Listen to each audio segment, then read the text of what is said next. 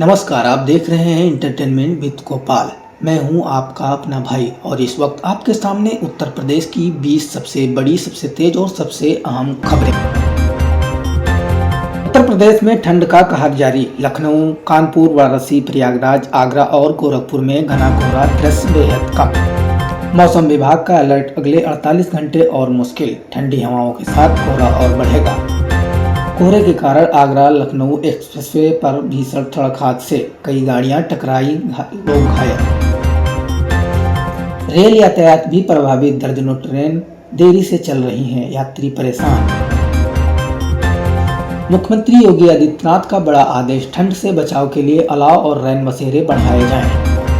योगी सरकार का साफ संदेश, कोई भी गरीब ठंड में बेसहारा नहीं रहेगा। यूपी पुलिस का ताबड़तोड़ एक्शन, बीते 24 घंटे में दर्जनों अपराधी गिरफ्तार।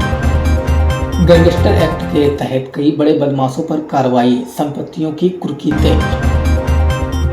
प्रयागराज महाकुंभ को लेकर तैयारियां तेज, सुरक्षा एजेंसियां हाई अलर्ट पर। महाकुंभ में आने वाले श्रद्धालुओं के लिए नए घाट, नई सड़कें और विशेष ट्रैफिक प्लान तैयार।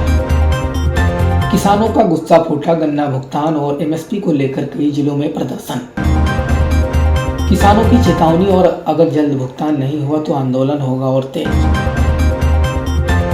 शिक्षा विभाग को लेकर के हाई अलर्ट, शिक्षा विभाग की बड़ी खबर। ठंड को देखते हुए कक्षा 1 से कक्षा 8 तक कई जिलों में स्कूल बंद।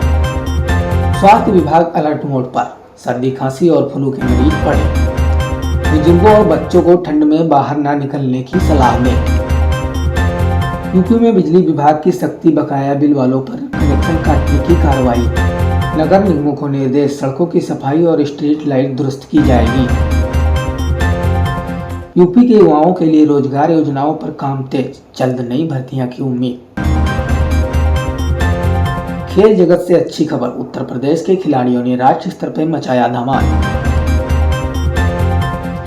आज की सबसे बड़ी बात, उत्तर प्रदेश में मौसम, कानून व्यवस्था और विकास तीनों पर प्रशासन पूरी तरह से अलर्ट।